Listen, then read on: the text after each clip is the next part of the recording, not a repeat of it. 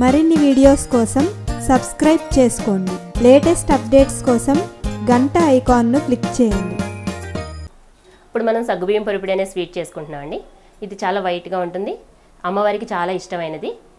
దీన్ని మనం ప్రసాదాలుగా చేసుకుంటాం. నవరాత్రుల్లో కూడా అమ్మవారికి చాలా ఇష్టమైన ప్రసాదం అనమాట. మనం సగ్గుబియ్యం, పంచదార, పాలు, డ్రై ఫ్రూట్స్, నేతితో దీన్ని తయారు చేసుకుంటాం అనమాట.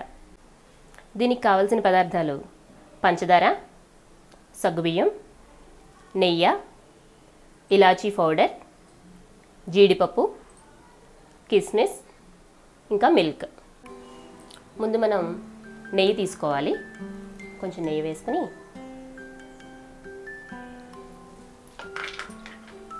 జీడిపప్పు,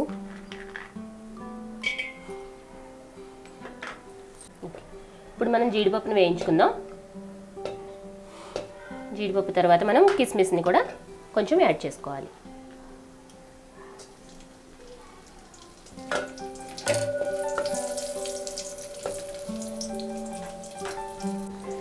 దీన్ని మనం ఒక బౌల్లోకి తీసుకోవాలి.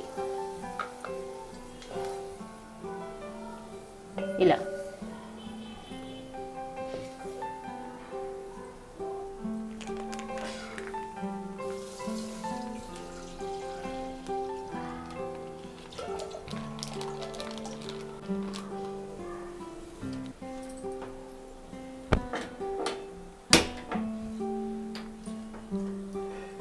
ఇప్పుడు మిల్క్ బాగా మరిగే వరకు మనం సగ్గుబియ్యం తీసుకుని అందులో కొంచెం నెయ్యి యాడ్ చేసుకోవాలి.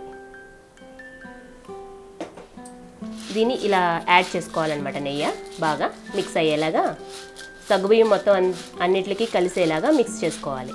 బియ్యం అంతటికి కలిసేలాగా మనం ఇలా మిక్స్ చేసుకోవాలన్నమాట. ఈ విధంగా రెడీ చేసుకోవాలి. పాలు మరిగిన తర్వాత మనం సగ్గుబియ్యాన్ని మనం పాలల్లో వేయాలి. పాలు ఇప్పుడు మరుగుతున్నాయి. పాలు బాగా మరిగిన తర్వాత మనం సగ్గుబియ్యం కొద్ది కొద్దిగా ఇందులోకి యాడ్ చేసుకోవాలి. ఇలా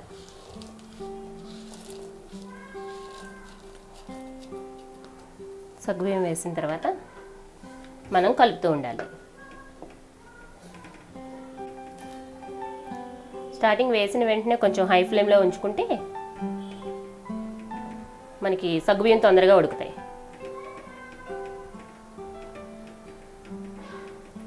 మనం ఇది కలుపుతూ ఉండాలి ఇలాగా, లేదంటే కింద అంటుకుపోతుంది. గిన్నెకి అంటుకోకుండా ఉండాలంటే మనకి పాలు బాగా పైకి వస్తుంటే కొంచెం సిమ్లో పెట్టుకోవచ్చు.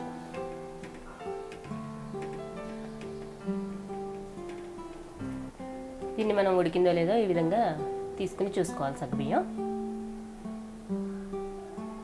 ఇంకొకసారి ఉడకాలి. ఇవి మనకి అడుగు అంటుకోకుండా ఇలా కలుపుకుంటూ ఉండాలి. ఇది దగ్గర పడుతుండగానే కొంచెం కలుపుకుంటూ ఉండాలి ఎక్కువ. ఇది మనకి దగ్గర పడుతుండగా మనం కొంచెం నెయ్యిని యాడ్ చేసుకోవాలి. కొంచెం నెయ్యి యాడ్ చేసుకోవాలి. ఇప్పుడు సగ్గుబియ్యం ఉడికిపోయినాయి కదా, మనం షుగర్ యాడ్ చేద్దాం. సరిపడగా యాడ్ చేసుకోవాలి. షుగర్ బాగా కలిసేలాగా కలుపుకోవాలి.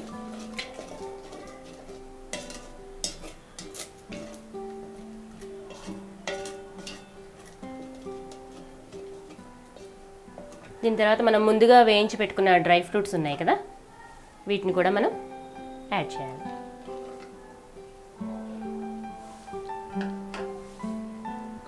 ఇప్పుడు ఇది కలుపుతూ చివరిగా ఇలాచీ పౌడర్ మనం యాడ్ చేయాలి. ఇది టేస్ట్ కోసం. మనం స్వీట్స్ తిన్నప్పుడు కూడా ఇలాచీ ఫ్లేవర్ అనేది చాలా మంచి టేస్ట్ ఉంటుంది. ఇప్పుడు మనకి ఇది దగ్గరికి వచ్చింది కదా, పంచదార పూర్తిగా కరిగిపోయిన తర్వాత మనకి ఇది అయిపోయింది. స్టవ్ ఆఫ్ చేసేసుకోవచ్చు.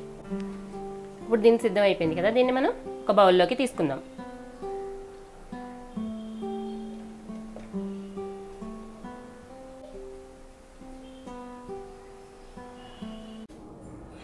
మీకు ఈ వీడియో నచ్చినట్లయితే లైక్ బటన్ని క్లిక్ చేయండి. అలాగే మీ అభిప్రాయాలను కామెంట్ బాక్స్లో రాయండి.